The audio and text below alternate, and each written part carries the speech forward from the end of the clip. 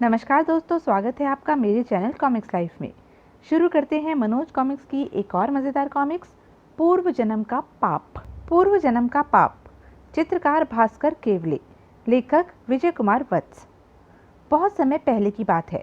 गिरधरपुर राज्य में चक्रधर नाम का एक दरिद्र ब्राह्मण रहता था। वह एक नंबर का आलसी था। कुछ काम धाम न करने के कारण उसके घर में दरिद्रता का राज था।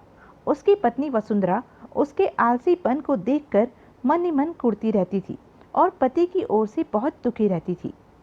हे भगवान, पिछले जन्म में मैंने ऐसे कौन से पाप किए थे जो इस जन्म में मुझे ऐसा आलसी पति मिला। फिर भी वह जैसे तैसे अपनी गृहस्थी की गाड़ी खींच रही थी। इतना सब कुछ होने पर भी वह अत्यंत पतिव्रता स्त्री थी। प्रतिदिन पति को भोजन कराने के पश्चात ही अपने मुख में अन्न जल डालती थी। दूसरी ओर चक्रधर था, जो खाता पीता और दोस्तों के साथ चौपड़ खेलने के लिए अपने घर के चबूतरे पर बैठ जाता। चौपड़ खेलने में ही उसका सारा दिन व्यतीत हो जाता था। एक दिन दुखी होकर वसुंधरा ने चक्रधर से कहा, स्वामी, आखिर ऐसे कब तक चलेगा? क्या हम जीवन पर्यंत इसी प्रकार गरीब रहेंगे? कौन कहता है कि हम गरीब हैं? खाते पीते हैं और मजे से चौपड़ खेलते हैं। स्वामी, अगर आपको इसी प्रकार जीवन बिताना था तो आपने मुझसे विवाह क्यों किया था? वह तो भगवान का शुक्र है कि हमारी कोई संतान उत्पन्न नहीं हुई, वरना संतान भी गरीबी में घुट घुट कर मर जाती। वसुंधरा, यह आज तुम्हें क्या हो गया है? पहले तो तुमने कभी ऐसी बातें नहीं की थी। स्वामी, सब्र की भी कोई सीमा होती है। आज मेरे सब्र का बांध टूट गया है। आज तो आपको दो टूक निर्णय करना ही होगा। या तो आप कुछ काम करेंगे, नहीं तो मैं आज चूल्हे में आग नहीं जलाऊंगी। ओह, तब तो हम भूखों मर जाएंगे। अगर यही हाल रहा तो एक न एक दिन भूखों मरने की नौबत आ ही जाएगी। मेरा भी प्रण है कि आज जब तक आप कुछ काम धाम करके धन कमाकर नहीं लाएंगे, तब तक इस घर में न चूल्हा जलेगा न खाना पकेगा। यह तो तुमने बड़ा ही कठोरपन कर लिया है वसुंधरा। अपनी हट छोड़ दो और जल्दी से खाना बनाओ। मुझे बहुत जोर से भूख लग रही है। चक्रधर ने वसुंधरा से लाख अनुनय विनय किया, पर वह टस से मस नहीं हुई और खाना भी नहीं बनाया। हार कर उसने वसुंधरा से कहा, वसुंधरा, तुम तो हठी करके बैठ गई हो। यह तो तुम जानती ही हो कि हमने आज तक कोई काम धाम नहीं किया है। अब इस उम्र में क्या हमसे कोई काम होगा? चक्रधर की बात का वसुंधरा ने कोई जवाब नहीं दिया। तभी उसके दिमाग में एक विचार आया। हमारे राज्य के राजा पटवर्धन बहुत ही दानी धर्मात्मा है। सुना है वे प्रतिदिन गरीबों को अन्न व धन बांटा करते हैं। क्यों न अपने पति को उनके दरबार में भेज दूं? यह सोचकर, ठीक है स्वामी, आप कुछ काम धाम न करो ना सही, लेकिन आपको मेरी एक बात अवश्य माननी पड़ेगी। कौन सी बात? आपको इसी समय राजा पटवर्धन के दरबार में जाना होगा और उनको अपनी निर्धनता के बारे में बताना होगा। आप तो जानते ही हैं कि राजा पटवर्धन निर्धनों को दिल खोलकर दान देते हैं। वे आपकी परेशानी को जानकर आपको भी अवश्य धन देंगे। हाँ, मैं तुम्हारी यह बात अवश्य मान सकता हूँ। इस काम में कोई विशेष श्रम भी नहीं करना पड़ेगा। चक्रधर उसी समय राज दरबार की ओर चल दिया। राज दरबार में पहुंचकर वह दीन दुखियों की कतार में खड़ा हो गया।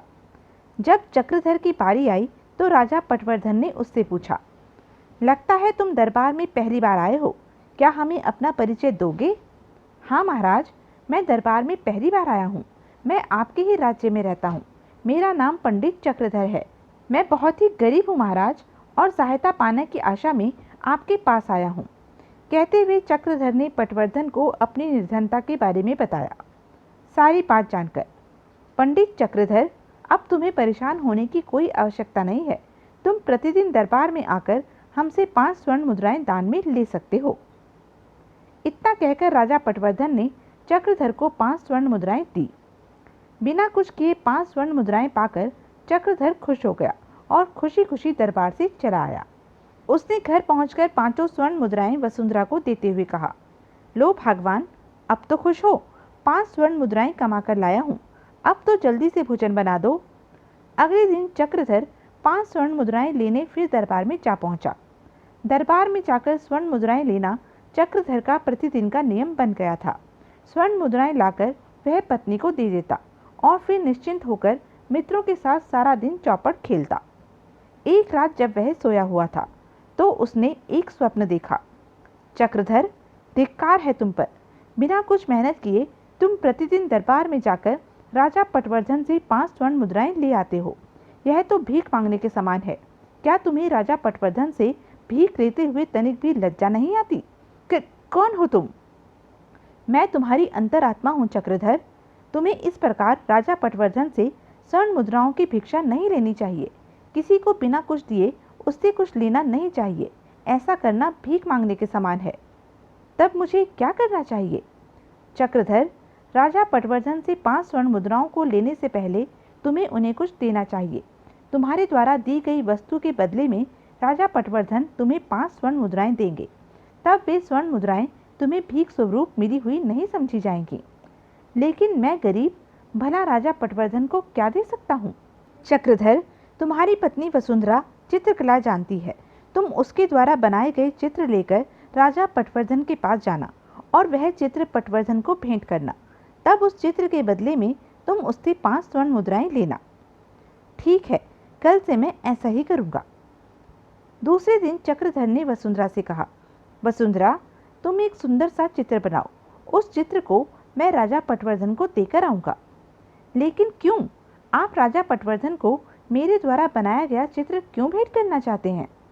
तब चक्रधर ने रात में देखे गए स्वप्न के बारे में वसुंधरा को बताया। तब वसुंधरा बाजार से विभिन्न प्रकार के रंग लाई और उसने एक चित्र बनाना प्रारंभ कर दिया। ओह, वसुंधरा तो बहुत अच्छे चित्र बना लेती है। मुझे विश्वास है कि इस चित्र को पाकर राजा पटवर्धन अत्यंत प्रसन्न होंगे। इस प्रकार वसुंधरा को चित्र बनाते बनाते दोपहर हो गई। उधर संध्या होने पर दरबार में आज सभी लोग दान दक्षिणा लेने दरबार में आए, लेकिन पंडित चक्रधर नहीं आए। पता नहीं क्या बात है, कहीं वे अस्वस्थ तो नहीं है। अभी वे ऐसा सोच ही रहे थे कि वसुंधरा द्वारा बनाए गए चित्र को बगल में दबाए चक्रधर ने दरबार में प्रवेश किया। महाराज, प्रणाम। अरे पंडित चक्रधर, आप आज आने में इतनी देरी क्यों? और आपकी बगल में यह क्या दबा हुआ है? पटवर्धन की बात सुनकर, महाराज, अब मैं आपको प्रतिदिन हाथ का बना हुआ एक चित्र भेंट किया करूंगा। तत्पश्चात ही उस चित्र के मूल्य के रूप में आपसे 5 स्वर्ण मुद्राएं लिया करूंगा। ओह, लेकिन तुम हमें चित्र भेंट करने के पश्चात ही स्वर्ण मुद्राएं क्यों लेना चाहते हो? हम तो तुम्हें वैसे ही 5 स्वर्ण मुद्राएं देने का वचन दे चुके हैं। महाराज, कल रात स्वप्न में मेरी अंतरात्मा ने मुझे धिक्कारा। इतना कहकर चक्रधर ने कल रात देखे स्वप्न के बारे में पटवर्धन को बताया। सारी बात जानने के पश्चात, ओह, तो यह बात है। चक्रधर, हमें तुम्हारे विचार जानकर अत्यंत प्रसन्नता हुई है। लाओ, यह चित्र हमें दे दो। लीजिए महाराज। पटवर्धन ने चक्रधर से चित्र ले लिया। तत्पश्चात उसने चक्रधर को 5 स्वर्ण मुद्राएं दी। दूसरे दिन जब चक्रधर वसुंधरा द्वारा बनाया गया चित्र लेकर दरबार की ओर चला तो, चक्रधर, अब तुमने यह कार्य शुरू कर दिया है। पत्नी द्वारा बनाए गए चित्रों को बेचकर अपना पेट पालोगे? वाह, कैसा आदमी है, पत्नी की कमाई खाता है। वाह चक्रधर, वाह। सब लोग चक्रधर का मजाक उड़ाने लगे। यह देखकर चक्रधर क्रोध से दांत पीसने लगा। वह उन लोगों से तो कुछ न कह सका, लेकिन उल्टे पांव वापस घर लौट आया, उसे वापस लौटा देखकर।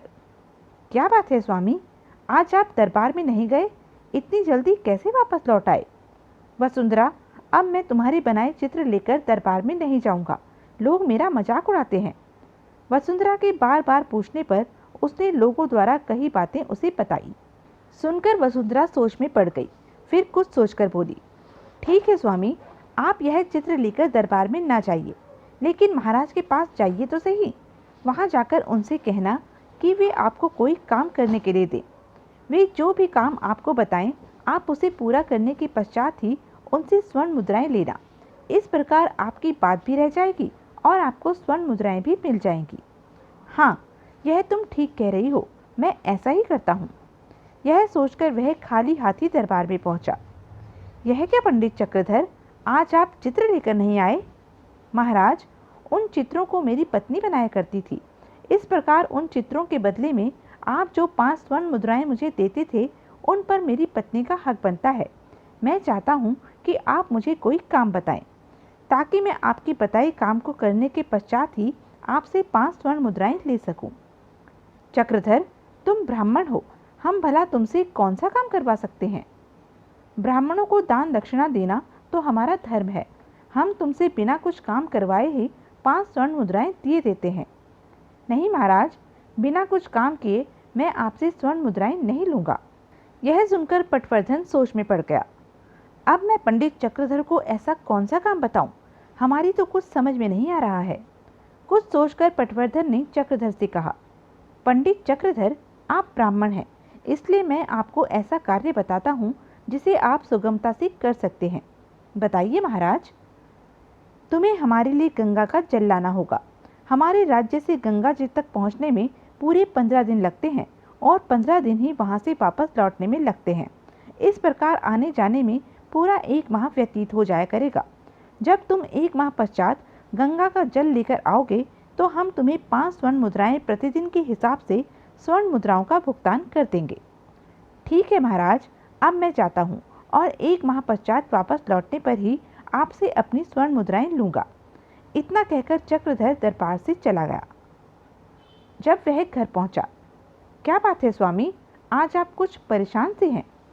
वसुंधरा, महाराज ने मुझे गंगा से गंगाजल लाने का काम बताया है। इस कार्य को पूरा करके लौटने में मुझे पूरा 1 माह लग जाएगा। तुम प्रतिदिन मुझे भोजन कराने के पश्चात स्वयं भोजन करती हो, अतः मैं यह सोचकर परेशान हो रहा हूँ कि तुम मेरी अनुपस्थिति में किस प्रकार 1 माह तक भोजन करोगी। यह सुनकर वसुंधरा खिलखिलाकर हंस पड़ी। ओह, तो आप इसलिए परेशान हैं स्वामी, आप फिक्र न कीजिए, मैं इस समस्या का हल जानती हूँ। इतना कहकर वसुंधरा ने रंग की कूची उठाई और कागज पर जल्दी से चक्रधर का चित्र बनाया। स्वामी, आपकी अनुपस्थिति में मैं आपके चित्र को भोग लगाने के पश्चात भोजन कर लिया करूँगी। यह तो तुमने बड़ा अच्छा उपाय सोचा है। अब मैं निश्चिंत होकर गंगा जल लेने जा सकूँगा। वसुंधरा की ओर से आश्वस्त होकर चक्रधर एक खाली पात्र लेकर घर से निकल पड़ा। भगवान, मेरे स्वामी पहली बार घर से दूर जा रहे हैं, इनकी रक्षा करना। चक्रधर जंगलों वनों को पार करता हुआ आगे बढ़ता गया। ठीक 15 दिन पश्चात वह गंगा के तट पर पहुंचा। उसने खाली पात्र में गंगाजल भरा और उसे लेकर वहां से वापस लौट पड़ा। तो यह थी अब तक की कहानी। आगे की कहानी जानने के लिए बने रहें मेरे साथ। और हाँ, मेरे चैनल को लाइक, शेयर और सब्सक्राइब करना ना भूलें। धन्यवाद।